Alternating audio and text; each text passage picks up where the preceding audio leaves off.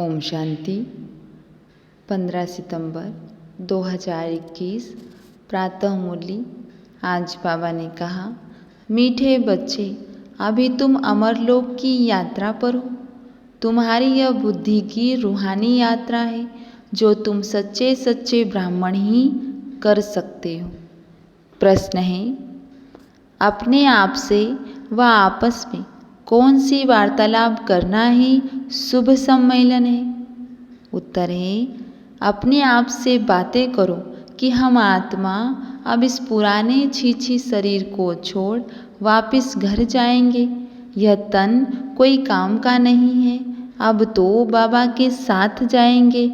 आपस में जब मिलते हो तो यही वार्तालाप करो कि सर्विस वृद्धि को कैसे पाए, सबका कल्याण किस तरह हो, सबको रास्ता कैसे बताए। यही शुभ सम्मेलन है। आज गीत बजा है, दिल का सहारा टूट न जाए। ओम शांति। मीठे मीठे रूहानी बच्चे, सभी सेंटर्स के ब्रह्मा मुखवंशावली सर्वोत्तम ब्राह्मण कुलभूषण अपने कुल को जानते हैं।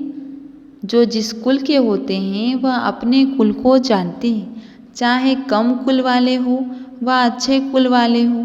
हर एक अपने कुल को जानते हैं और समझते हैं कि इसका कुल अच्छा है।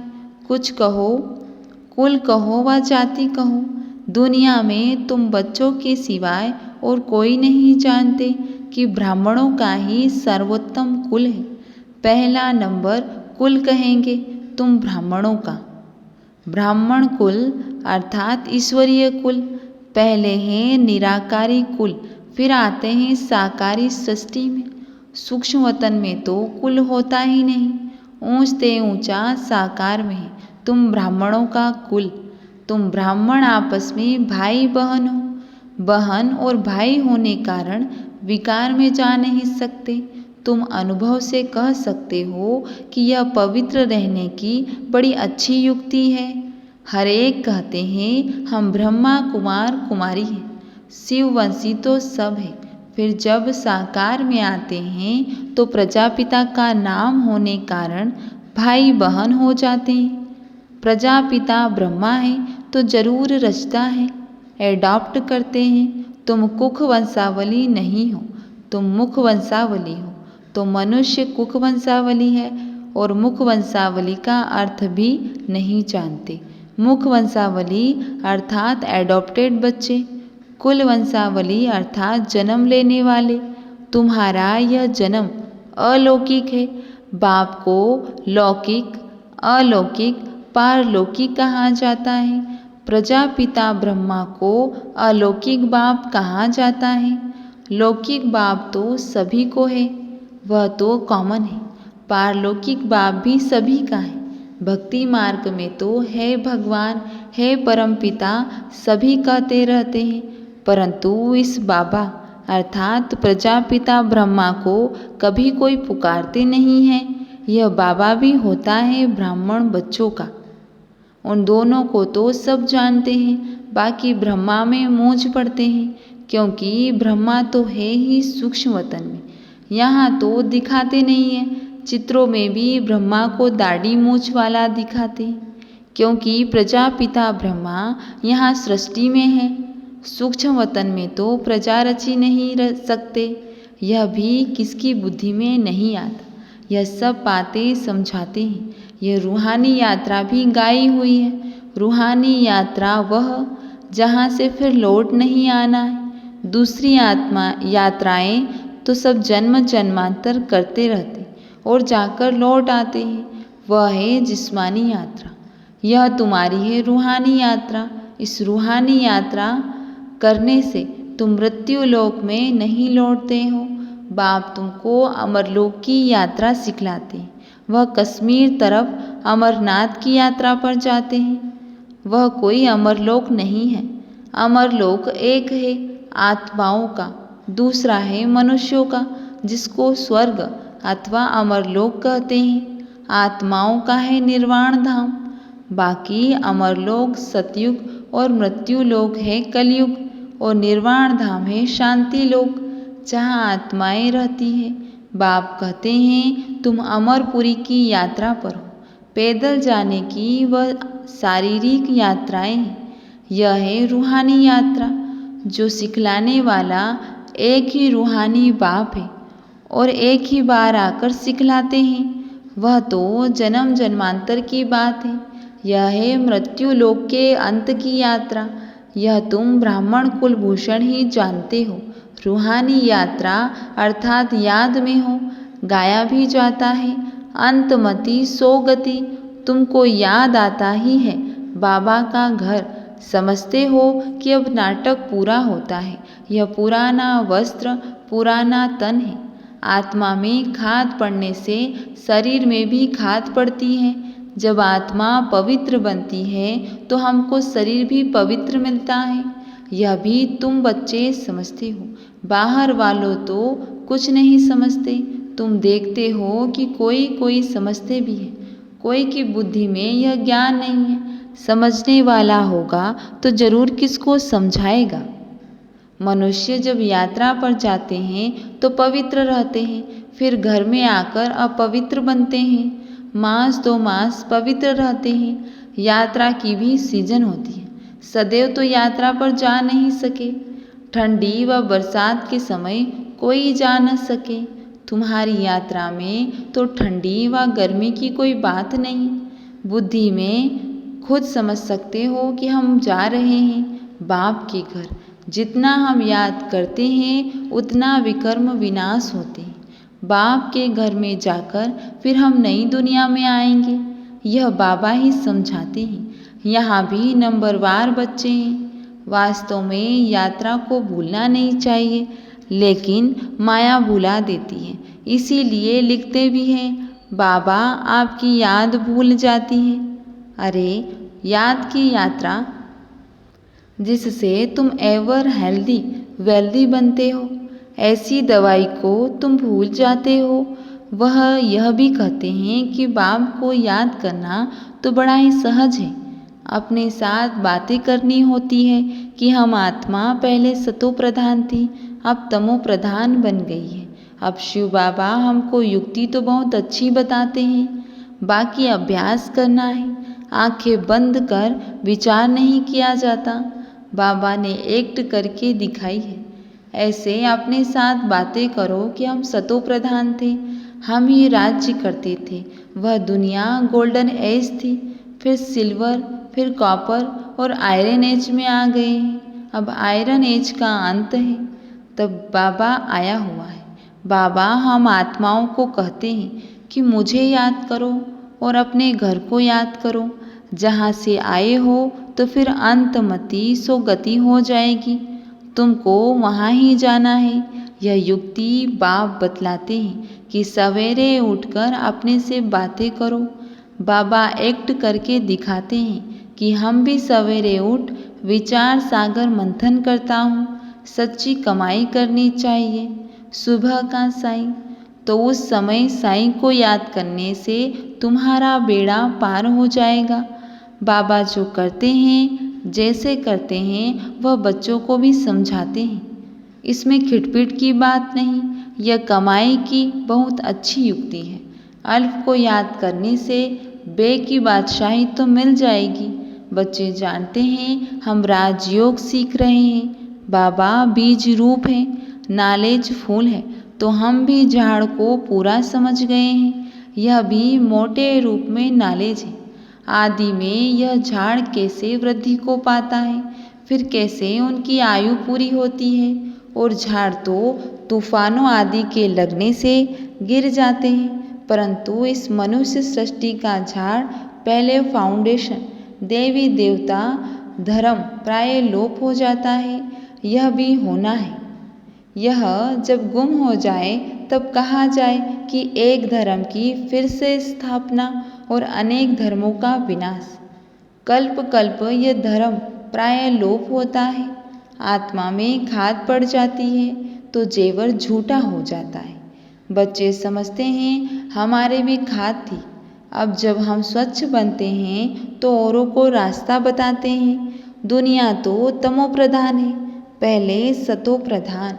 हेवन था, स्वर्ग था, तो बच्चों को सवेरे सवेरे उठ अपने से बातें अर्थात रूह रिहान करनी चाहिए, विचार सागर मंथन करना चाहिए।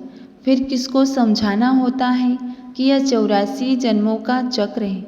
84 जन्म लेते हैं। कौन लेते हैं? जरूर जो पहले आएंगे वही लेंगे।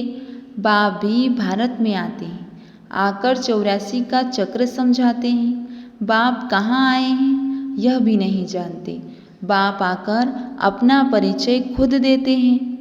कहते हैं कि मैं तुमको राजयोग सिखलाता हूँ, मन मनावो, मुझे याद करो तो विकर्म विनाश होंगे।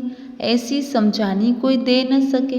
भल गीता आदि सुनाते हैं, वहाँ भी लोग जाते रहते हैं, परंतु भगवान कभी तो आया होगा, ज्ञान सुनाया होगा। फिर जब आए तब सुनाए ना। वो लोग तो गीता पुस्तक पर उठाकर बैठ सुनाते हैं। यहाँ तो भगवान है, ज्ञान का सागर। इनको कुछ हाथ में ले पढ़ाना नहीं है, यह सिखाता नहीं है। कल्प पहले भी आकर तुम बच्चों को संगम पर सिखाया था। बाप ही आकर राजयोग सिखलाते हैं। यह है याद की यात्रा, तुम्हारी बुद्धि ही जानती है। सिवाय ब्रह्मा मुख वंशावली ऐसा कोई मनुष्य नहीं होगा जिसके पास यह ज्ञान होगा। सब में सर्वव्यापी का ज्ञान भरा हुआ है। यह कोई नहीं जानते कि परमात्मा बिंदी है, ज्ञान सागर पतित पावन है। सिर्फ ऐसे ही गाते रहते हैं। गुरु लोग जो सिखाते हैं वह सत सत करते रहते हैं, अर्थ कुछ भी नहीं समझते, न उस पर कभी विचार चलाते हैं। तो यह सत्य है व नहीं। बाप समझाते हैं कि तुम बच्चों को चलते फिरते बाप की याद में, याद की यात्रा में जरूर रहना है, नहीं तो विकर्म विनाश हो नहीं सकते। कुछ भी कर्म करते रहो, परंतु बुद्धि में बाप की याद रहे। श्रीनाथ द्वारे में भोजन बनाते हैं तो बुद्धि में वह श्रीनाथ रहता है ना। बैठे ही मंदिर में जानते हैं कि हम श्रीनाथ के लिए बनाते हैं। भोजन बनाया, भोग लगाया, फिर घर वाले बच्चे आदि याद आते रहेंगे। वहाँ भोजन बनाते हैं, मुख बंद, बात नहीं करेंगे। मनसा से कोई विकर्म नहीं बनता। वह श्रीनाथ के मंदिर में बैठे हैं। यहाँ तो शिव बाबा के पास बैठे हो। यहाँ भी बाबा युक्ति बताते रहते। बच्चे कोई फालतू बात नहीं करना, सदैव बाप से मीठी मीठी बातें करनी। जैसा बाप वैसे बच्चे। बाप की स्मृति में रहता है कि हम चक्र कैसे फिरता है। जब तुम बच्चों को आकर सुनाए, तुम बच्चे जानते हो कि हमारा बाबा मनुष्य सृष्टि का बीज रूप चैतन्य है। कितनी सहज बात है, परंतु फिर भी समझते नहीं, क्योंकि पत्थर बुद्धि है ना। उस बीज को हम चैतन्य नहीं कहेंगे। यह नालीज फूल चैतन्य है, यह एक ही है।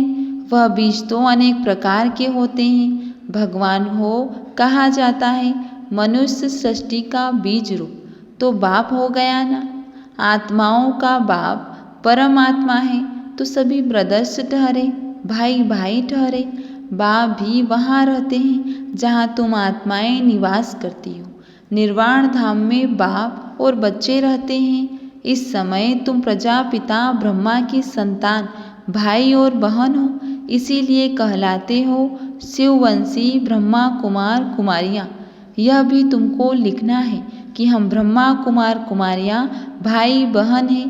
बाप ब्रह्मा द्वारा सृष्टि रचेंगे तो भाई बहन ठहरे न।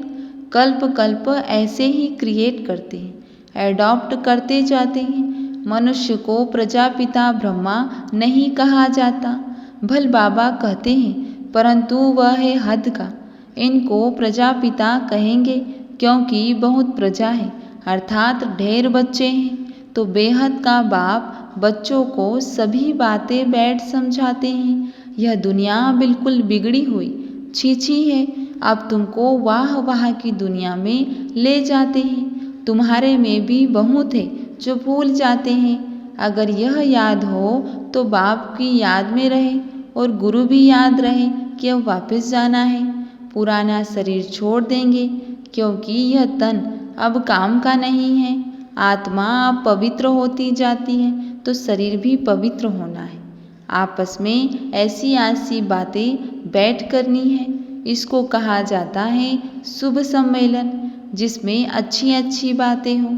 सर्विस कैसे वृद्धि को पाए, कल्याण कैसे करें।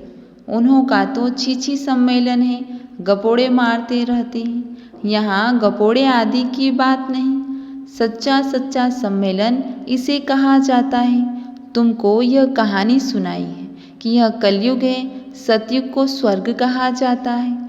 भारत स्वर्ग था, भारतवासी ही 84 जन्म भोगते हैं, अब अंत में हैं। अब तुम तमो प्रधान से सतो प्रधान बनते हो। इसमें कोई गंगा स्नान आदि नहीं करना है। भगवान वाच है कि मैं सभी का बाप हूँ। कृष्ण सबका बाप हो नहीं सकता। एक दो को बच्चे का बाप श्री नारायण है, न कि श्री कृष्ण। श्री कृष्ण तो कुमार है। इस प्रजापिता ब्रह्मा को तो बहुत बच्चे हैं। कहाँ कृष्ण भगवान वाच और कहाँ शिव भगवान वाच। भूल कितनी बड़ी कर दी है। कहाँ भी प्रदर्शनी करो, मुख्य बात यह है कि गीता का भगवान यह है व वह। पहले पहले यह समझाना चाहिए कि भगवान शिव को कहा जाता है, यह बुद्धि में बिठाना है। इस पर प्रोब होना चाहिए। गीता के भगवान का चित्र भी बड़ा परमानेंट होना चाहिए। नीचे से लिख देना चाहिए कि जज करो और आकर समझो, फिर लिखाकर सही लेनी चाहिए। अच्छा, मीठे मीठे सिखिल दे बच्चों प्रति माता पिता बाप दादा का याद प्यार और गुड मॉर्निंग। रूहानी बाप की रूहानी बच्चों को नमस्ते, और हम रूहानी बच्चों की रूहानी बाप दादा को याद प्यार गुड मॉर्निंग नमस्ते। धारणा के लिए मुख्य सार है। पहला पॉइंट, आपस में शुभ सम्मेलन कर सर्विस की वृद्धि के प्लान बनाने हैं। अपने और सर्व के कल्याण की युक्ति रचनी है। कभी भी कोई व्यर्थ फालतू बातें नहीं करनी। दूसरा पॉइंट, सवेरे सवेरे उठकर अपने आप से बातें करनी, विचार सागर मंथन करना है। भोजन बनाते एक बाप की याद में रहना है। मनसा भी बाहर न भटके, यह ध्यान रखना है। आज बाबा ने वरदान दिया है, विनाश के समय पेपर में पास होने वाले आकारी लाइट रूपधारी भव। विनाश के समय पेपर में पास होने व सर्व परिस्थितियों का सामना करने लिए साकारी आकारी लाइट रूपधारी बनो। जब चलते फिरते लाइट हाउस हो जाएंगे तो आपका यह रूप अर्थात शरीर दिखाई नहीं देगा। जैसे पार्ट बजाने समय चोला धारण करते हो, कार्य समाप्त हुआ, चोला उतारा। 1 सेकंड में धारण करो और 1 सेकंड में न्यारे हो जाओ। जब यह अभ्यास होगा तब देखने वाले अनुभव करेंगे कि यह लाइट के वस्त्रधारी, लाइट ही इन्हों का श्रृंगार है। आज की मुड़ी से स्लोगन है, उमंग उत्साह के पंख सदा साथ हो तो हर कार्य में सफलता सहज मिलती है। अच्छा, ओम शांति।